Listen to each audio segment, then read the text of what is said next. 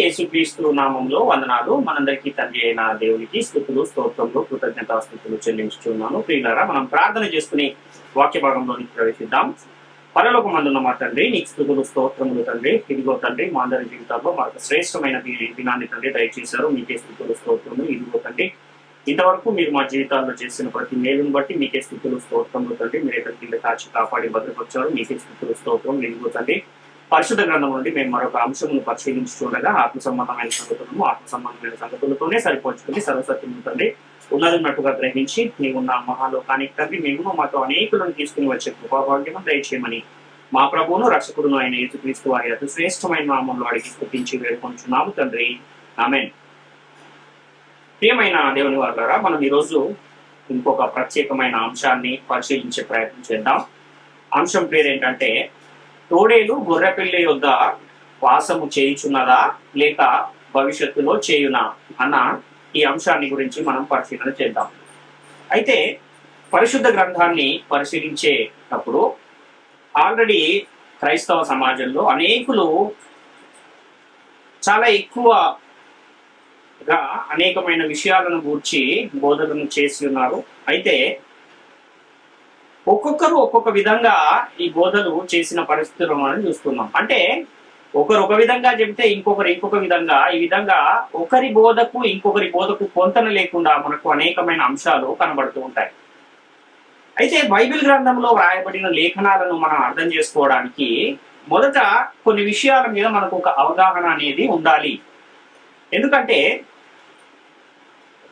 ఒక విషయము పరిశుద్ధ గ్రంథంలో వ్రాయబడింది అంటే ఆ వ్రాయబడిన లేఖనము మనకు అర్థమవ్వాలంటే ఆ వచనంలో వ్రాయబడిన సంగతులు ఎవరు చెప్పారు, ఎవరితో చెప్పారు, ఎందుకు చెప్పారు, ఏ కాలంలో ఈ సంగతులు చెప్పబడినాయి, ఏ సందర్భంలో ఈ సంగతులు చెప్పబడినాయి, ఎవరు అనుసరించడానికి చెప్పబడినాయి, వ్రాయబడిన లేఖనంలోని సంగతులు ప్రవచనాల, ఒకవేళ అవి ప్రవచనాలు అయితే ఆ ప్రవచనము నెరవేరిందా లేక భవిష్యత్తులో నెరవేరుతుందా, అదేవిధంగా నెరవేరకపోతే ఎప్పుడు నెరవేరుతుంది, ఈ వ్రాయబడిన సంగతులు దృష్టాంతాలుగా వ్రాయబడ్డాయా లేక అలంకార రూపంగా వ్రాయబడ్డాయా లేక రూపకాలంకారంగా వ్రాయబడ్డాయా, ఈ విషయాలన్నీ కూడా మనకు ఒక అవగాహన అనేది ఉంటే గనక చాలా స్పష్టంగా మనకు వాక్యం అర్థమయ్యే అవకాశం ఉంటుంది.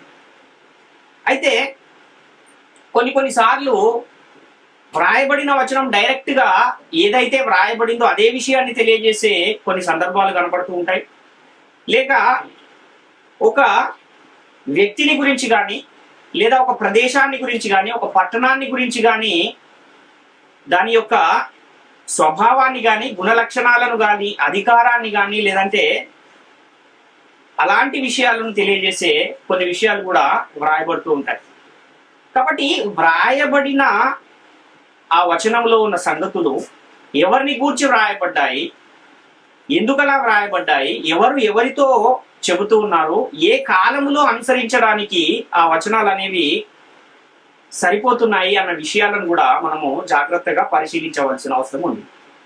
అదేవిధంగా కొన్ని జంతువులను గురించి కానీ కొన్ని ప్రదేశాలను గురించి కానీ కొన్ని రాజ్యాలను గురించి కానీ ఆ జంతువుల స్వభావాన్ని మనుషులకున్న స్వభావంతో పోలుస్తూ వ్రాయబడిన సందర్భాలు కానీ అనేకమైనవి మనకు కనబడుతూ ఉంటాయి.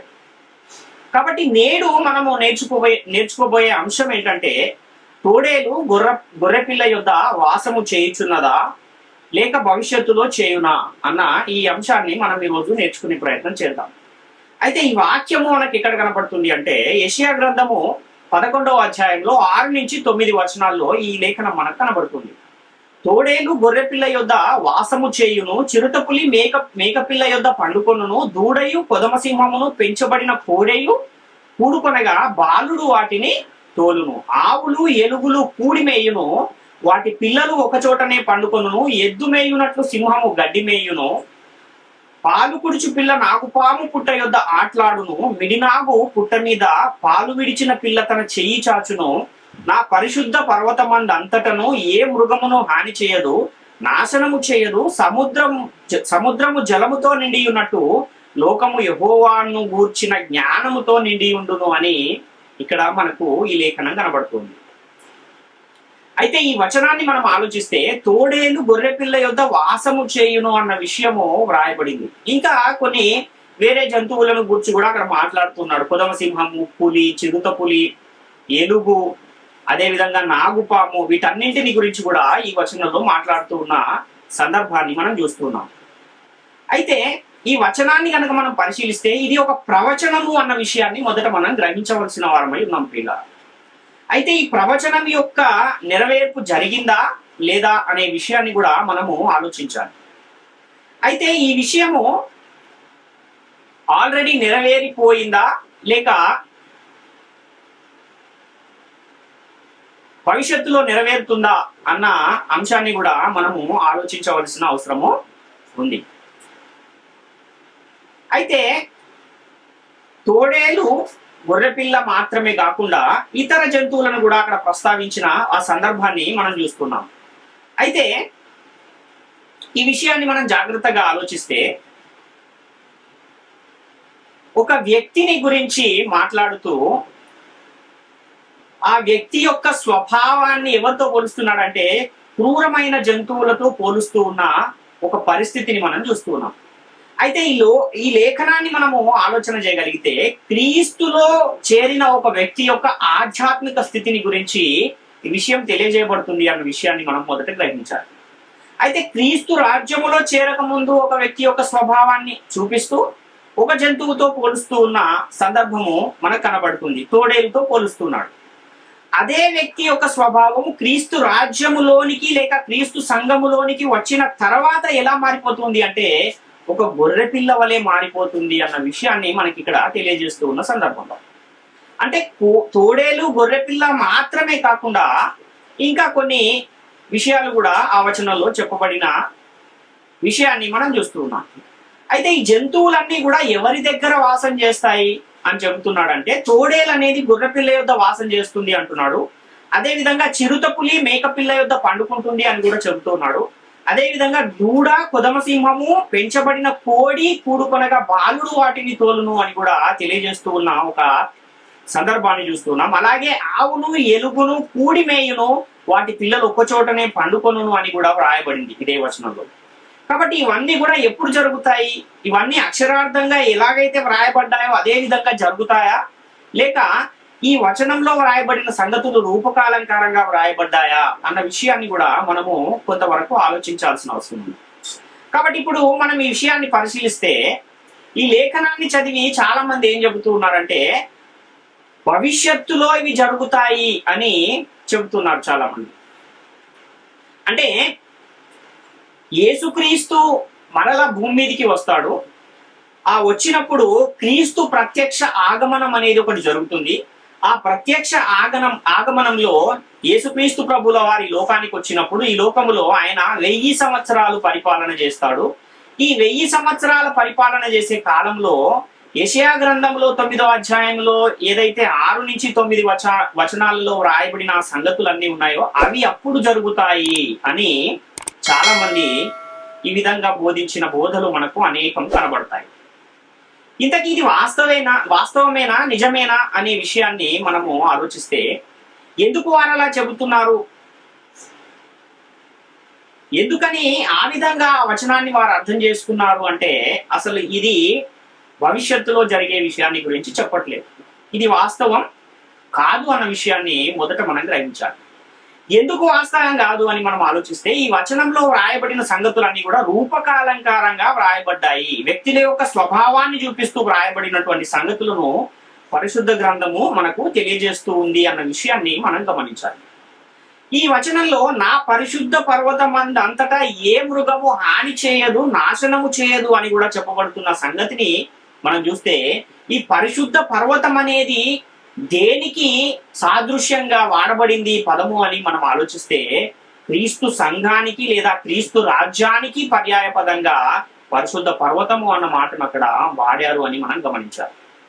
కాబట్టి క్రీస్తు రాజ్యములో లేక క్రీస్తు సంఘములో చేర్చబడినటువంటి వారి స్వభావము ఎలాంటి స్వభావము అంటే క్రీస్తు సంఘములో చేర్చబడక ముందు వారి స్వభావం ఎలాంటిది, అదేవిధంగా క్రీస్తు రాజ్యంలో చేర్చబడక ముందు వారి స్వభావం ఎలాంటిది అనే విషయాన్ని తెలియపరచడానికి ఆ విషయాన్ని మనకు అర్థం అయ్యే విధంగా చూపించడానికే రూపకాలంకారంగా ఆ వ్యక్తుల యొక్క స్వభావాన్ని క్రూరమైన జంతువులతో పోల్చి చెబుతూ ఉన్నాడు అన్న విషయాన్ని మనం ఇక్కడ గమనించాలి, గ్రహించాలి పిల్లలు.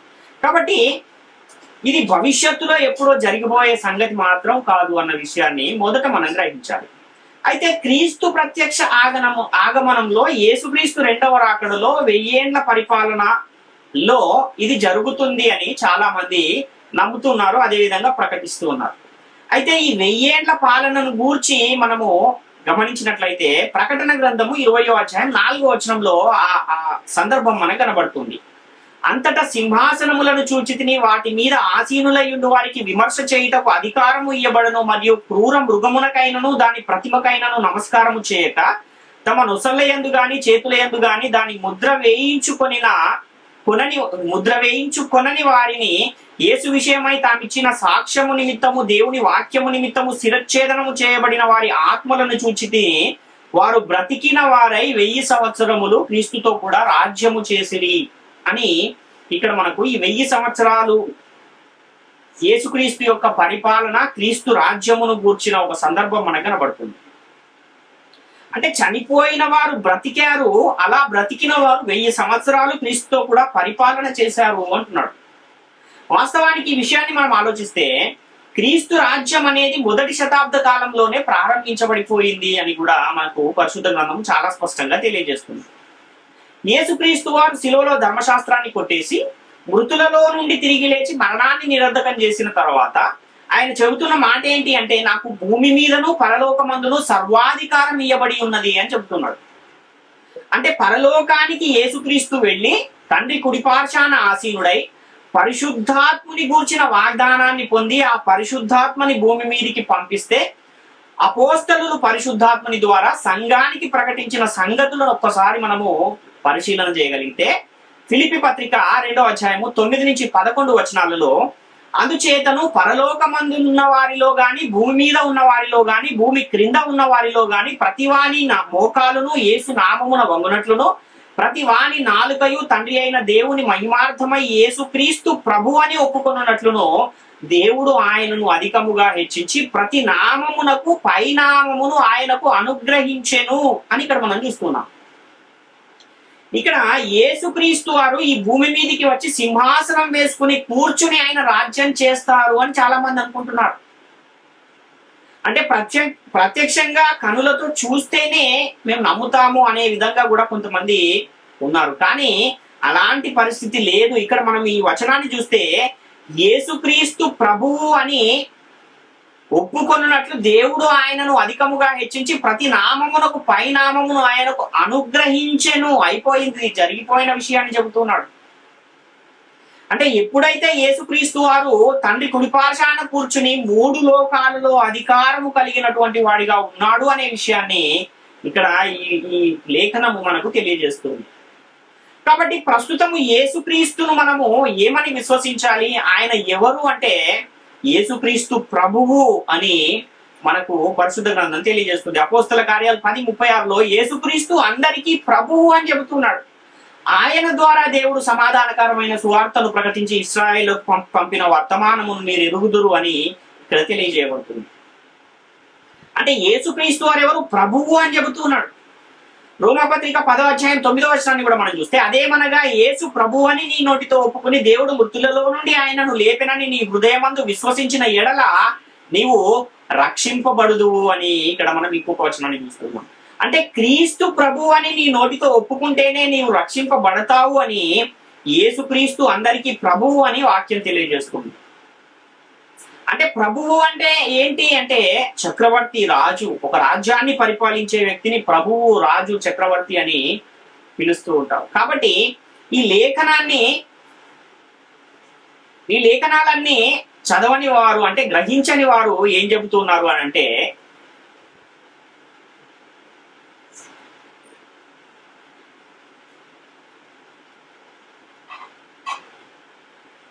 ఇది భవిష్యత్తులో జరిగే సంగతి అని అనేకులు నేటి కాలంలో చెబుతూ ఉన్న పరిస్థితిని మనం చూస్తున్నాం.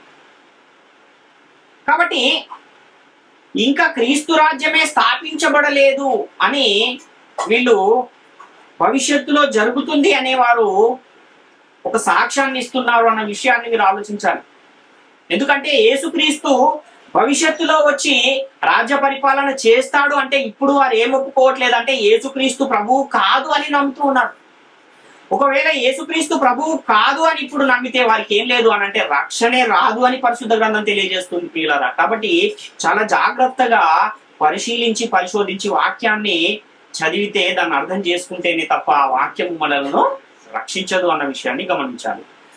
తులసి పత్రిక 1వ అధ్యాయం 13వ వచనాన్ని కూడా మనం చూస్తే, ఆయన మనలను అంధకార సంబంధమైన అధికారములో నుండి విడుదల చేసి తాను ప్రేమించిన తన కుమారుని యొక్క రాజ్య నివాసులనుగా చేసెను అంటున్నాడు. ఇది కూడా జరిగిపోయింది ఆల్రెడీ. అంటే యేసుక్రీస్తు ఆయన రాజ్యం అనేది ప్రారంభించబడిపోయింది. ఎప్పుడు మొదటి శతాబ్దంలోనే ప్రారంభించబడిపోయింది. ఆ రాజ్యములోనే అనేకులు చేర్చబడుతూ ఉన్నారు, రాజ్య నివాసులుగా మారుతూ ఉన్నారు అన్న విషయాన్ని మనం ఇక్కడ గమనించాలి. కాబట్టి ఈ లేఖనాన్ని బట్టి మనం ఇప్పుడు క్రీస్తు రాజ్య నివాసులుగా క్రీస్తు రాజ్యములో క్రీస్తు సంఘములో ఉన్నాము అన్న విషయాన్ని గమనించాలి. అదేవిధంగా నా పరిశుద్ధ పర్వతము అని కూడా వ్రాయబడిన ఆ మాటను మనం ఆలోచిస్తే, ఏంటి ఆ పరిశుద్ధ పర్వతం అంటే అది క్రీస్తు రాజ్యాన్నే లేక క్రీస్తు సంఘాన్నే పరిశుద్ధ పర్వతము అని అక్కడ తెలియజేస్తూ ఉన్న సందర్భాన్ని మనం గమనించాలి. అంధకార సంబంధమైన రాజ్యము నుండి మనం ఇప్పుడు విడుదల పొందాము. దేవుడు తాను ప్రేమించిన తన కుమారుని రాజ్య నివాసులనుగా మనల్ని చేసేశాడు. ఆ రాజ్యమే ఏంటి అంటే క్రీస్తు రాజ్యము, క్రీస్తు సంఘము. నేడు మనం ఏదైతే రక్షింపబడి దేవుని రాజ్యంలో చేర్చబడ్డామో అదే నేటి కాలంలో క్రీస్తు సంఘము, క్రీస్తు రాజ్యంగా పిలువబడుతూ ఉంది అన్న విషయాన్ని గమనించాలి. ఎప్పుడు ప్రారంభించబడింది ఇది అంటే 2000 సంవత్సరాలు దాటిపోయింది ఈ రాజ్యం ప్రారంభించబడి, పునఃస్థాపించబడింది. మనం ఇప్పుడు ఎక్కడున్నాము అంటే క్రీస్తు రాజ్యములో చేర్చబడి ఉన్నాము అన్న విషయాన్ని మనం గమనించాలి. అలా చేర్చబడి ఉన్న ఆ సంఘానికి శిరస్సు ఎవరు అని మనం ఆలోచిస్తే యేసుక్రీస్తు వారే ఆ క్రీస్తు రాజ్యానికి, క్రీస్తు సంఘానికి శిరస్సుగా, రాజుగా, ప్రభువుగా ఉన్నారు అన్న విషయాన్ని కూడా మనము గమనించవారమై ఉన్నాం పిల్లలు.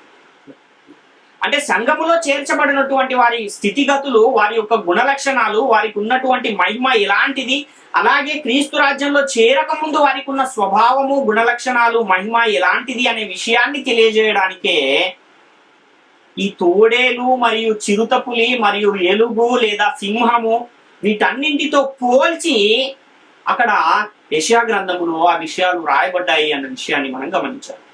అంటే ఒకప్పుడు తోడేలు స్వభావం కలిగినటువంటి వ్యక్తి సంఘములోనికి వచ్చిన తర్వాత ఎలా మారిపోతూ ఉన్నాడంటే ఒక గొర్రె పిల్లలాగా మారిపోతూ ఉన్నాడు, ఒక పసి బాలుడిలాగా మారిపోతూ ఉన్నాడు, ఒక సాధువులాగా మారిపోతూ ఉన్నాడు అన్న విషయాన్ని మనం గమనించాలి. అంటే తోడేలుగానే ఉంటే అక్కడ ఒకటే ఉంటుంది, కానీ గొర్రె పిల్ల ఉండదు. కానీ ఇక్కడ తోడేలు గొర్రె పిల్ల యొద్ద ఏం చేస్తుంది అంటున్నాడు, వాసము చేయును అంటున్నాడు. అంటే ఇప్పుడు తోడేలు ఎలా లేదు, తోడేలుగా లేదు, మారిపోయింది, గొర్రె పిల్లగా మారిపోయింది. కనుకనే ఇక్కడ తోడేలు గొర్రె పిల్ల యొద్ద వాసము చేస్తుంది అన్న విషయాన్ని మనం గమనించాలి. అంటే ముందున్న స్థితిని మార్చుకున్న వ్యక్తి, ఆ గొర్రె పిల్లలాగా మారిపోయిన వ్యక్తి మరియు ఆల్రెడీ సంఘములో ఉన్న వ్యక్తితో ఏం చేస్తున్నాడు, వాసము చేస్తున్నాడు, నివాసము చేస్తూ ఉన్నాడు, సహవాసము కలిగి ఉన్నాడు అన్న విషయాన్ని మనము గమనించువారు.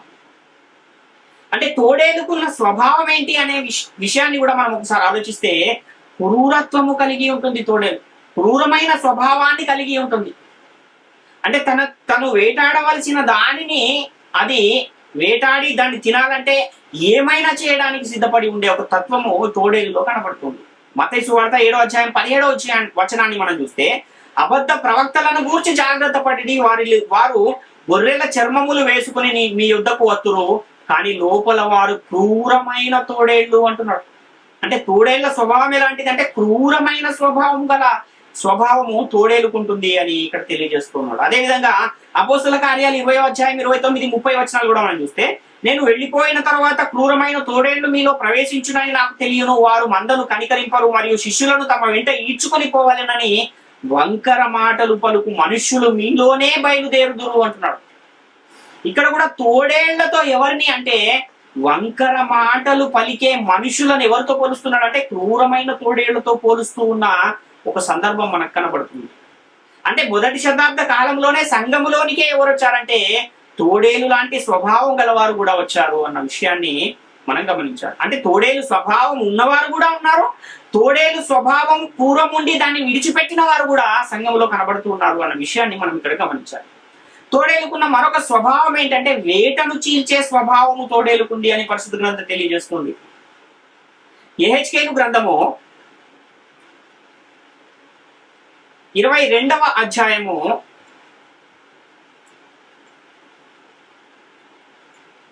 27వ వచనాన్ని మనము పరిశీలిస్తే, దానిలో అధిపతులు లాభము సంపాదించుటకై నరహత్య చేయుటలోను మనుషులను నశింపజేయుటలోను వేటను చీల్చు తోడేళ్ల వలె ఉన్నారు అంటున్నాడు. అంటే మనుషులు కూడా లాభాపేక్ష గలవారు, లాభాన్ని సంపాదించడానికి నరహత్య చేయుటకు కూడా వెనకాడని పరిస్థితిని వాళ్ళు కలిగి ఉన్నారు. ఈ స్వభావం ఎవరిలో ఉంటుంది అని అంటే ఒక జంతువును చంపి తినడానికి ఆ తోడేలు వేటను చీల్చే స్వభావం ఎలాగైతే కలిగి ఉందో కొంతమంది మనుషులు కూడా అలాంటి స్వభావాన్ని కలిగి ఉన్నారు అని ఇక్కడ తెలియజేస్తున్నారు. అదేవిధంగా తోడేలు యొక్క ఇంకొక స్వభావం ఏంటి అంటే అది రాత్రి యందు తిరుగుతుంది. హబక్కూకు గ్రంథము 1వ అధ్యాయం 8వ వచనాన్ని మనం చూస్తే, వారి గుర్రములు చిరుతపులల కంటే వేగముగా పరుగులెత్తును, రాత్రి యందు తిరుగులాడు తోడేళ్ల కంటేను అవి చురుకైనవి, వారి రౌతులు దూరము నుండి వచ్చి తటాలున జొరబడుదురు, ఎరను పట్టుకొనుటకై పక్షిరాజు వడిగా వచ్చినట్లు వారు పరుగులెత్తి వత్తురు అంటున్నారు. అంటే ఇక్కడ కూడా కొంతమంది మనుషుల స్వభావము తోడేళ్లతో పోల్చి చెబుతూ ఉన్న సందర్భం మనకు కనబడుతుంది. రాత్రి యందు అవి తిరుగుతాయంట, చురుకైనవిగా తోడేళ్లు ఉంటాయి, క్రూరమైనవిగా తోడేళ్లు ఉంటాయి, వేటను చీల్చే స్వభావాన్ని తోడేళ్లు కలిగి ఉంటాయి అని ఇక్కడ తెలియజేస్తున్నారు. కాబట్టి ఇదే విధమైన స్వభావం ఉన్న మనుషులు క్రీస్తు సంఘములోనికి రాకముందు అలాంటి స్వభావాన్ని కలిగి ఉన్నారు. వారికి ఉన్న స్థితిని, వారికి ముందున్న స్థితిని తెలియజేయడానికి తోడేళ్లతో పోలుస్తూ ఉన్న సందర్భాన్ని మనం అక్కడ చూస్తున్నాం. కానీ కొంతమంది భ్రమపడుతున్నట్టు క్రీస్తు రాజ్యములో నిజంగానే జంతువులు ఉంటాయి అని చెప్పట్లేదు ఆ సందర్భం. కాబట్టి ఈ జంతువుల వంటి స్వభావము కలిగి ఉన్న మనుషులను గూర్చి వ్రాయబడిన సందర్భాలు తప్ప నిజంగానే తోడేలు వచ్చి గొర్రెపిల్ల యొద్ద వాసము చేసే పరిస్థితి ఉండదు అన్న విషయాన్ని మనం గమనించాలి. మనం ఎప్పుడైతే వాక్యాన్ని వింటామో అలా వాక్యాన్ని విన్న తర్వాత వాక్యము మనలో కార్యసిద్ధి కలగజేస్తే ఆ తర్వాత సంఘములో చేర్చబడిన వారి యొక్క స్వభావాన్ని తెలియజేయడానికి ఏం చెబుతూ ఉన్నాడంటే కొన్ని జంతువులతో పోల్చి చెబుతూ ఉన్న ఒక సందర్భాన్ని మనం ఇక్కడ చూస్తున్నాం. అంతేగాని నిజంగా తోడేలు గొర్రెపిల్ల యొద్ద నివాసం చేస్తుంది అని కాదు, పెంచబడిన కోడి మరియు మేక చిరుతపులి యొద్ద పండుకుంటుంది అని కూడా దీని అర్థం కాదు అన్న విషయాన్ని మనం గమనించాలి. అంటే రూపకాలంకారంగా పోల్చి చెబుతూ ఉన్న సందర్భం ఇది తప్ప ఇంకా వేరే విషయం కాదు అన్న విషయాన్ని మనం గమనించాలి. అయితే ఆయన పరిశుద్ధ పర్వతము మీద ఏ జంతువు హాని చేయదు అంటే నిజంగానే సంఘంలో జంతువులు ఉంటాయని కాదు, కానీ మనుషుల స్వభావము ఇలాంటి జంతువుల స్వభావాన్ని పోలి ఉంటుంది అన్న విషయాన్ని మనకు తెలియజేయడానికి ఈ విధంగా వాటి స్వభావము మనుషులందరికీ తెలిసి ఉంటుంది కనుక వాటితో పోల్చి చెబితే వారు అర్థం చేసుకుంటారు అని ఈ విధంగా తెలియజేస్తూ ఉన్న ఒక పరిస్థితిని మనం చూస్తున్నాం. అంటే పూర్వము ప్రభువు దగ్గరికి రాకముందు, సంఘములో చేరకముందు, రక్షణ పొందకముందు వారికి ఉన్న స్వభావము, గుణలక్షణాలు ఏంటి, ప్రభువు దగ్గరకు వచ్చిన తర్వాత, సంఘములో చేరిన తర్వాత కలిగి ఉన్న స్వభావం మరియు గుణలక్షణాలు ఏంటి, ఈ గుణలక్షణాలలో ఉన్న తేడా ఏంటి అన్న విషయాన్ని మనకు తెలియజేయడానికి, మనకు అర్థం అవ్వడానికి ఆ క్రూరమైన జంతువులకు ఉన్న స్వభావము, వాటికి ఉన్న గుణలక్షణాలతో పోల్చి చెబుతూ ఉన్న సందర్భము తప్ప అది అక్షరార్థంగా తీసుకోవడానికి వీల్లేదు అన్న విషయాన్ని గమనించాలి. అదేవిధంగా ప్రభువులోనికి రాకముందు ఎలాంటి స్వభావం కలిగి ఉన్నాము, అలాగే ప్రభువులోనికి వచ్చిన తర్వాత ఎలాంటి స్వభావం కలిగి ఉన్నాము అన్న విషయాన్ని మనం ఒకసారి పరిశీలన చేస్తే, లేఖనాలను ఒకసారి మనం చూసి పరిశీలించుకుంటే, కొలసి పత్రిక 3వ అధ్యాయము 5 నుంచి 10 వచనాల్లో, కావున భూమి మీదనున్న మీ అవయవములను అనగా జారత్వమును, అపవిత్రతను, కామాతురతను, దురాశను, విగ్రహారాధన అయిన ధనాపేక్షను చంపివేయుడి, వాటి వలన దేవుని ఉగ్రత అవిధేయుల మీదికి వచ్చును. పూర్వము వారి మధ్య జీవించినప్పుడు మీరును వీటిని అనుసరించి నడుచుకుంటిరి, ఇప్పుడైతే మీరు కోపము, ఆగ్రహము, దుష్టత్వము, దూషణ, మీ నోట బూతులు అని వీటన్నిటిని విసర్జించుడి. ఒకనితో ఒకడు అబద్ధమాడకుడి. ఏలయనగా ప్రాచీన స్వభావమును దాని క్రియలతో కూడా మీరు పరిత్యజించి జ్ఞానము కలుగు నిమిత్తము దానిని సృష్టించిన వాని పోలిక చొప్పున నూతన పరచబడుచున్న నవీన స్వభావమును ధరించుకొని ఉన్నారు అంటున్నారు. అంటే సంఘములోనికి రాకముందు ఎలా ఉన్నారు అని అంటే జారత్వము, అపవిత్రత, కామాతురత, దురాశ, విగ్రహారాధనయను, ధనాపేక్ష ఇవన్నీ కూడా మీరు కలిగి ఉన్నారు అంటున్నాడు. కోపము, ఆగ్రహము, దుష్టత్వము, దూషణ, బూతులు, అబద్ధమాడుట వీటన్నింటినీ కూడా విసర్జించాలి అంటున్నాడు. మరి ఎలా ఉండాలి అంటే ఆ ప్రాచీన స్వభావాన్ని విడిచిపెట్టి దేవుని పోలికగా మనము మారిపోవాలి, క్రీస్తును పోలి మనం నడుచుకోవాలి అని మనకి ఇక్కడ తెలియజేస్తున్న సందర్భాన్ని మనం చూస్తున్నాం. రోమపత్రిక 6వ అధ్యాయం 6వ వచనాన్ని కూడా మనం చూస్తే, ఏమనగా మనం ఇకను పాపమునకు దాసులము కాకుండుటకు పాప శరీరము నిరర్థకమగునట్లు మన ప్రాచీన స్వభావము ఆయనతో కూడా సిలువ వేయబడినని ఎరుగుదుము అంటున్నాడు. అంటే ప్రాచీన స్వభావం ఒకటి ఉంది, నూతన స్వభావం ఒకటి ఉంది. ప్రాచీన స్వభావాన్ని విడిచిపెట్టి నూతన స్వభావాన్ని ధరించుకుంటున్నాము. మన ప్రాచీన స్వభావాన్ని సిలువ వేసేసాము, యేసుక్రీస్తులో మనం దాన్ని సిలువ వేసేసాము అని ఇక్కడ తెలియజేస్తుంది. అంటే ఈ మృగాలలాగా ఉండే స్వభావాన్ని సిలువ వేసి ఒక గొర్రెపిల్ల స్వభావాన్ని ధరించుకుంటూ ఉన్నాము, ఒక పసిబాలుని స్వభావాన్ని ధరించుకుంటూ ఉన్నాము అన్న విషయాన్ని ఇక్కడ తెలియజేస్తున్నారు. కాబట్టి క్రైస్తవుడు అవటం అంటే ఏదో మతం మారడము, సంప్రదాయాలు మార్చుకోవడము, జీవన విధానాన్ని మార్చుకోవడము అనుకుంటున్నారు. కానీ క్రైస్తవుడు అవడం అంటే గుణలక్షణాలను మార్చుకోవడం, స్వభావాన్ని మార్చుకోవడము అన్న విషయాన్ని మనం ఇక్కడ గమనించాలి. అంటే దేవునితో సహవాసాన్ని కలిగి ఉండడం. రోమపత్రిక 7వ అధ్యాయం 6వ వచనాన్ని కూడా మనం చూస్తే, ఇప్పుడైతే దేని చేత నిర్బంధించబడితేమో దాని విషయమై చనిపోయిన వారమై ధర్మశాస్త్రము నుండి విడుదల పొందితిమి గనక మనము అక్షరానుసారమైన ప్రాచీన స్థితి గలవారము కాక ఆత్మానుసారమైన నవీన స్థితి గలవారమై సేవ చేయించున్నాము అంటున్నారు. అంటే పూర్వం ఎలా ఉన్నాము, ప్రాచీన స్వభావాన్ని గలవారమై ఉన్నాము. ఆ తర్వాత దాన్ని విడిచిపెట్టి ఆత్మానుసారమైన నవీన స్థితిని పొందుకుంటూ ఉన్నాము. పూర్వము చీకటి అయి ఉన్నాము అంటున్నాడు. చీకటి నుండి ఎక్కడికి వచ్చాము, వెలుగులోనికి వచ్చి ఉన్నాము అని కూడా తెలియజేస్తున్నాడు. ఎఫెసీ పత్రిక 5వ అధ్యాయం 8 నుంచి 10 వచనాలు చూస్తే, మీరు పూర్వమందు చీకటి అయి ఉంటే ఇప్పుడైతే ప్రభువునందు వెలుగై ఉన్నారు. వెలుగు ఫలము సమస్త విధములైన మంచితనము, నీతి, సత్యము అను వాటిల్లో కనబడుచున్నది గనుక ప్రభువుకి ఏది ప్రీతికరమైనదో దానిని పరీక్షించుచు వెలుగు సంబంధుల వలె నడుచుకోండి అంటున్నాడు.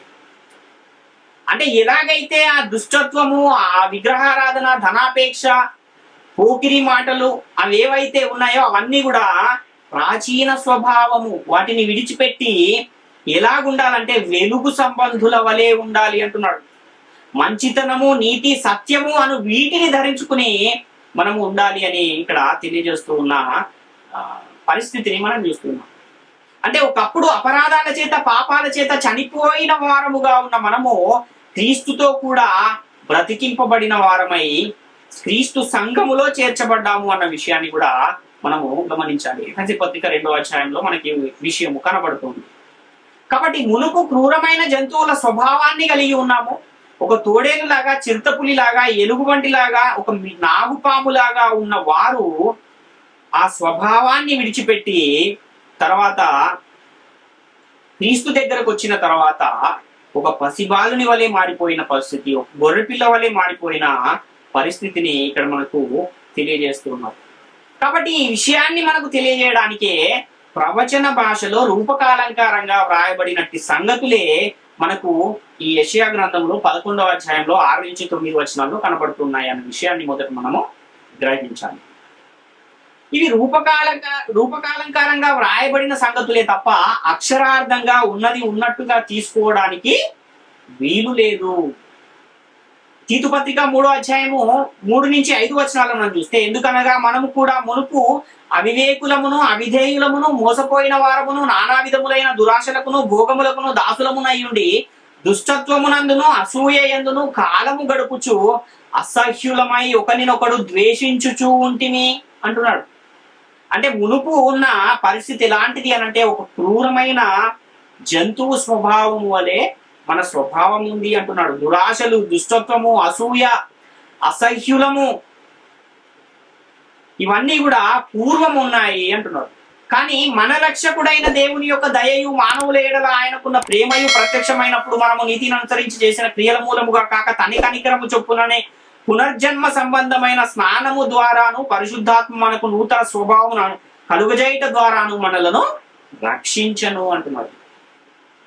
అంటే పునర్జన్మ సంబంధమైన స్నానము అంటే పునఃస్థితి స్థాపన సంబంధమైన స్నానము ద్వారా మనము బాప్తిస్మము పొందుట ద్వారా క్రీస్తు రాజ్యములో, క్రీస్తు సంఘములో చేర్చబడి ఆ ప్రాచీన స్వభావాన్ని విడిచిపెట్టి నూతన స్వభావాన్ని ధరించుకుని సంఘములో ఉంటున్నాము అన్న విషయాన్ని మనం తెలియజేయడానికి ఆ జంతువులతో పోల్చి చెబుతూ ఉన్న ఒక సందర్భాన్ని మనం ఇక్కడ గమనించాలి. కాబట్టి ఈ విషయాన్ని తెలియపరచడానికే క్రీస్తు సంఘములో చేర్చబడక ముందున్న సంగతులను తెలియపరచడానికే రూపకాలంకారంగా క్రూరమైన జంతువుల స్వభావంతో పోల్చి చెబుతున్నాడు తప్ప యాజ్ ఇట్ ఈజ్ గా అక్షరార్థంగా ఆ సందర్భాన్ని మనం తీసుకోకూడదు అన్న విషయాన్ని మనము గమనించాలి. ఎప్పుడైతే బాప్తిస్మం తీసుకుంటున్నామో అప్పుడు ప్రాచీన స్వభావాన్ని సిలువ వేస్తూ ఉన్నాము, నవీనపరచబడుతున్న నూతన స్వభావాన్ని ధరించుకుంటున్నాము. అప్పుడు ఏం జరుగుతుంది అంటే మనసు మారిపోతుంది, రూపాంతరము చెందుతుంది, ప్రభువగు ఆత్మ చేత ఆ పోలికగానే మనము మార్చబడుచున్నాము అన్న విషయాన్ని గమనించాలి. రోమపత్రిక 12:2 మనం చూస్తే, మీరు ఈ లోక మర్యాదను అనుసరింపక ఉత్తమమును అనుకూలమును సంపూర్ణమును అయ్యున్న దేవుని చిత్తం ఏదో పరీక్షించి తెలుసుకున్నట్లు మనసు మారి నూతన మగుట వలన రూపాంతరము పొందుడి అంటున్నాడు. కాబట్టి సంఘములో చేర్చబడుతున్న మనము ఒకరితో ఒకడు ఎలా ఉండాలి అని అంటే మనసు మారి నూతనపరచబడి రూపాంతరము పొందిన విధంగా ఉండాలి. అదే విధంగా ఒకరితో ఒకడు మనస్సు కలిగి ఉండాలి. హెచ్చువాటి యందు మనస్సు ఉంచకూడదు, తగ్గువాటి యందు మనస్సు ఉంచాలి. అదేవిధంగా మీకు మీరే బుద్ధిమంతులు అనుకునవద్దు అని కూడా రోమపత్రిక 12:16 మనకు ఈ విషయం తెలియజేస్తున్నారు.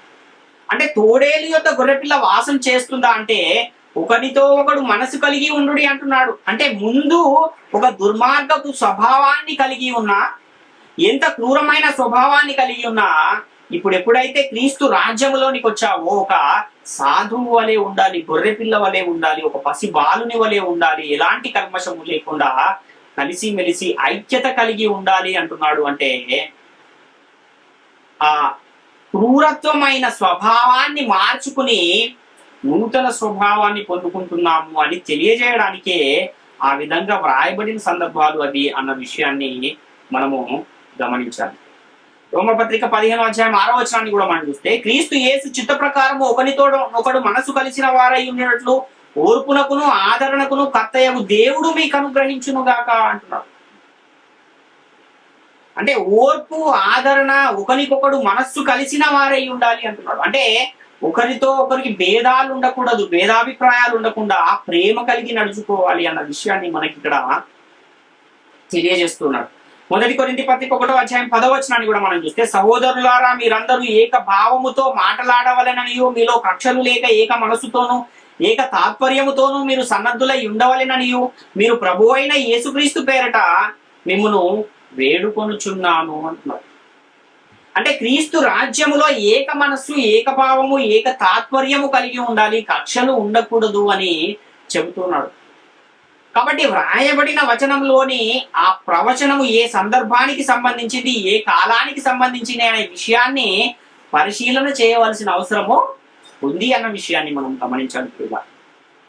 దేవుడు దావీదుకు క్రీస్తు రాజ్యాన్ని గురించిన వాగ్దానాన్ని చేశాడు. నీ మట్టుకు నీ రాజ్యాన్ని స్థిరపరుస్తాను, నీ సంతానాన్ని స్థిరపరుస్తాను అని వాగ్దానాన్ని చేశాడు. ఆ వాగ్దానాన్ని గబ్రియేలు దూత ద్వారా కన్య మరియ దగ్గరకు వచ్చి అక్కడ చెబుతున్న మాటను కనుక మనం చూస్తే, తన తండ్రి అయిన దావీదు సింహాసనమును ఆయనకిచ్చును, ఆయన గొప్పవాడై సర్వోన్నతుని కుమారుడు అనబడును, ఆయన రాజ్యము అంతము లేనిదై ఉండును, అది యుగయుగములు ఉండును అని అక్కడ చెబుతున్న పరిస్థితిని మనం చూస్తున్నాం. అంటే క్రీస్తు రాజ్యం అనేది యుగ యుగాలు ఉంటుంది, ఎల్లప్పుడూ ఉంటుంది, శాశ్వత కాలము ఉంటుంది. ఆ రాజ్యానికి నాశనం ఉండదు అన్న విషయాన్ని ఇక్కడ తెలియజేస్తున్నాం. కాబట్టి ప్రకటన గ్రంథం 20వ కూడా శాశ్వత కాలం ఉండే క్రీస్తు రాజ్యాన్ని గురించే వ్రాయబడింది తప్ప 1000 సంవత్సరాలే ఆ రాజ్యం ఉంటుంది అన్న విషయాన్ని అక్కడ చెప్పట్లేదు. కానీ అక్కడ 1000 సంవత్సరాలు అనగానే దాన్ని అక్షరార్థంగా తీసుకుని అనేకులు భ్రమపడుతూ భవిష్యత్తులో ఇది జరుగుతుంది అనుకుంటున్నారు. కాబట్టి ఆ 1000 సంవత్సరాలు అని అక్కడ ఎందుకు రాశారు అన్న విషయాన్ని కూడా మనం చూస్తే, అంటే రూపకాలంకారంగా వ్రాయబడిన విషయాలు కూడా ఉన్నాయి కనుక ఒక దీర్ఘ కాలాన్ని తెలియజేయడానికి, ఎక్కువ కాలాన్ని తెలియజేయడానికి అక్కడ 1000 సంవత్సరాలు అన్న పదాన్ని వాడాడు తప్ప 1000 అనగానే 1000 అనే దాన్ని అక్షరార్థంగా తీసుకోవడానికి వీల్లేదు అన్న విషయాన్ని మనము గమనించాలి. అంటే ఈ 1000 అనే ఈ వచనం కూడా, ఆ మాట కూడా అక్కడ రూపకాలంకారంగా వ్రాయబడింది కనుకనే 1000 సంవత్సరాలు అనే ఈ మాట ఎక్కువ కాలానికి సంబంధించింది, దీర్ఘకాలాన్ని సూచిస్తుంది అన్న విషయాన్ని మనం ఇక్కడ అర్థం చేసుకోవాలి. ఎవరినైనా మనము ఆశీర్వదించేటప్పుడు ఏమంటూ ఉంటారు, ఏం ఆశీర్వదిస్తారు అంటే నిండు నూరేళ్ళు వర్ధిల్లు నాయన అని ఆశీర్వదిస్తూ ఉంటారు. అదేవిధంగా 1000 కాలాల పాటు చల్లగా ఉండు నాయన అని కూడా అక్కడ పెద్దలు ఆశీర్వదిస్తూ ఉన్న సందర్భాలను మనం చూస్తూ ఉంటాం. అంటే 1000 కాలాల పాటు ఉండు అంటే 1000 సంవత్సరాలు ఉండమంటారు అర్థమా అంటే కాదు.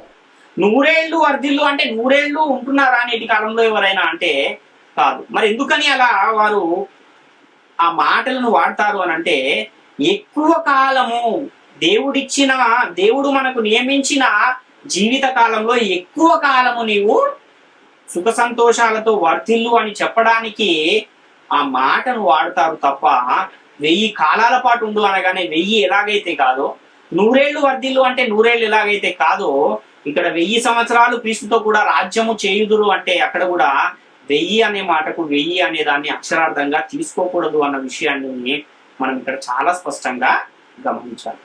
అదేవిధంగా తోడేలు గొర్రెపిల్ల యొద్ద వాసము చేయును అన్న ఈ సందర్భాన్ని కూడా అక్షరార్థంగా తీసుకోవడానికి వీల్లేదు. ఈ విషయం కూడా తోడేలు గొర్రెపిల్ల యొద్ద భవిష్యత్తులో వాసం చేస్తుందా లేక ప్రస్తుత కాలంలో అది జరుగుతూ ఉందా అన్న ఆ విషయాన్ని కూడా మనం గమనిస్తే, ఈ విషయం ఆల్రెడీ జరగడం ప్రారంభం అయిపోయి 2000 సంవత్సరాలు గడిచిపోయింది. ఎందుకంటే క్రీస్తు సంఘము మొదటి శతాబ్దంలోనే ప్రారంభించబడిపోయింది. ఆ ప్రారంభించబడిన సంఘములో మునుపున్న స్థితిని మార్చుకుని సంఘములో చేరిన వారు అనేకులు మనకు కనబడుతూ ఉంటారు. అప్పుడప్పుడు మనము కొంతమంది సాక్ష్యాలను వింటూ ఉంటాం. నేను మొదట చాలా దుర్మార్గుడినండి, నేను అనేకమైన హత్యలు చేశాను, ఎందరినో భయపెట్టాను, ఎన్నో దుర్గతనాలు చేశాను అని చెబుతూ ఉంటారు. కానీ ఇప్పుడు నేను ప్రభువులో విశ్వాసం ఉంచి సంఘములో చేరిన తర్వాత నన్ను నేను మార్చుకున్నాను అని చెబుతూ ఉన్న అనేక సాక్ష్యాలను మనం చూస్తూ ఉంటాం. అంటే ఇక్కడ ఆ ముందున్న స్థితి, ఎలాంటి స్థితిలో ఉన్నాను అని చెబుతున్నాడు సాక్ష్యం చెప్పే ఆయన అంటే, క్రూరమైన స్వభావాన్ని కలిగి ఉన్నాను అంటున్నాడు. అంటే ఒక విధంగా చెప్పాలంటే తోడేలు స్వభావాన్ని కలిగి ఉన్నాను, ఒక చిరుతపులి స్వభావాన్ని కలిగి ఉన్నాను అని చెబుతున్నాడు. కానీ ఇప్పుడు మాత్రము నన్ను నేను మార్చుకుని ఒక సాధువు వలె మారిపోయాను, ఒక గొర్రెపిల్ల వలె మారిపోయాను అని చెబుతూ ఉన్న ఆ సందర్భాన్ని మనము గమనించాలి. అంతేగాని గొర్రెపిల్ల అనగానే నిజంగా గొర్రెపిల్ల కాదు, తోడేలు అనగానే నిజంగా తోడేలు కాదు అన్న విషయాన్ని మనం గమనించాలి. ఇవన్నీ ఆలోచించకుండా కొన్ని లేఖనాలను అక్షరార్థంగా ఉన్నట్టుగా తీసుకుని వాటిని అర్థం చేసుకుంటూ అదే విధంగా దాన్ని అర్థం చేసుకుని దాన్ని అలాగే బోధిస్తూ అనేకులకు అదే విశ్వాసాన్ని బోధిస్తున్న వారు మనకు చాలా మంది కనబడుతున్నారు. కానీ లేఖనాలను మనం అర్థం చేసుకోవాలంటే ఆత్మ సంబంధమైన సంగతులతోనే సరిపోల్చుకుంటేనే తప్ప సత్యవాక్యం అనేది మనకు అర్థమయ్యే అవకాశం లేదు. ఎందుకంటే పరిశుద్ధ గ్రంథములో వ్రాయబడిన వచనాలన్నీ కూడా పరిశుద్ధాత్మ ప్రేరణతో దేవుని మూలముగా పలకబడిన మాటలు. అందులో ప్రవచన భాష ఉంది, అలంకార భాష ఉంది, అదేవిధంగా భవిష్యత్తులో జరగబోయేవి ఉన్నాయి, అక్షరార్థంగా వ్రాయబడినవి కూడా ఉన్నాయి. కాబట్టి ఈ విషయాలన్నింటినీ కూడా మనము గమనించి గ్రహించి పరిశోధించి తెలుసుకుంటేనే తప్ప ఇవి మనకు అర్థం కావు.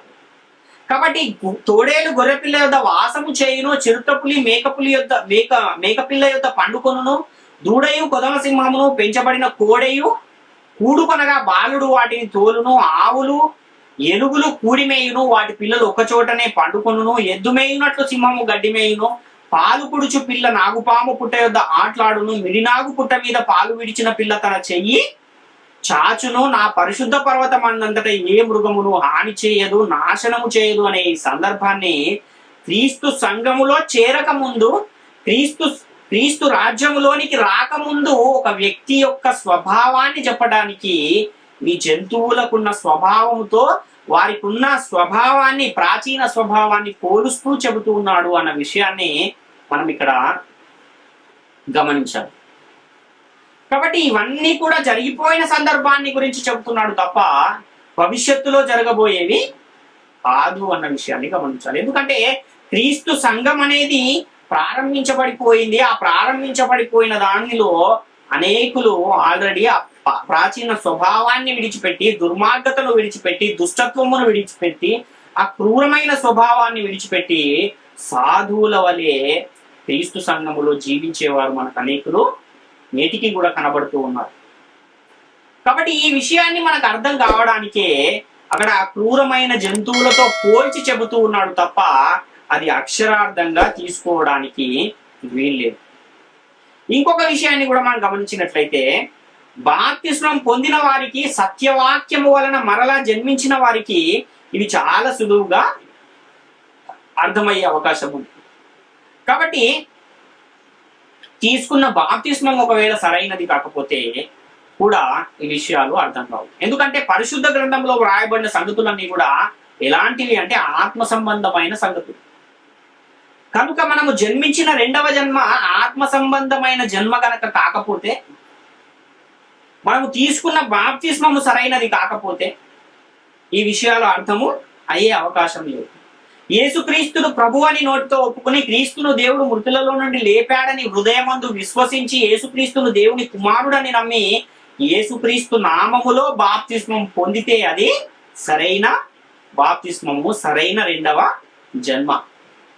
కాబట్టి బాప్తిస్మములో మనము ఆయన మరణములో పాలు పొందుతూ ఉన్నాము, మరియు ఆయన పునరుత్థానములోనూ పాలు పొందుతూ ఉన్నాము. కనుక మన ప్రాచీన స్వభావాన్ని ఏం చేస్తున్నామంటే బాప్తిస్మములో పాతి పెట్టి నవీన స్వభావముతో తిరిగి నూతన జీవముతో మనం తిరిగి లేస్తూ ఉన్నాము అన్న విషయాన్ని గమనించాలి. అలా తిరిగి లేచిన మనము క్రీస్తు సంఘములో చేర్చబడుతూ ఉన్నాం. కాబట్టి ఒకసారి మిమ్మల్ని మీరు పరిశీలించుకుని, మనస్సు మార్చుకుని, నవీన స్వభావాన్ని పొంది ఆత్మ సంబంధమైన సంగతులను ఆత్మ సంబంధమైన సంగతులతోనే సరిపోల్చుకుని వాక్యాన్ని విని, గమనించి, గ్రహించి దేవుని సత్యవాక్యాన్ని అనుసరిస్తూ దేవుని కృపకు పాత్రులుగా ఉండాలి.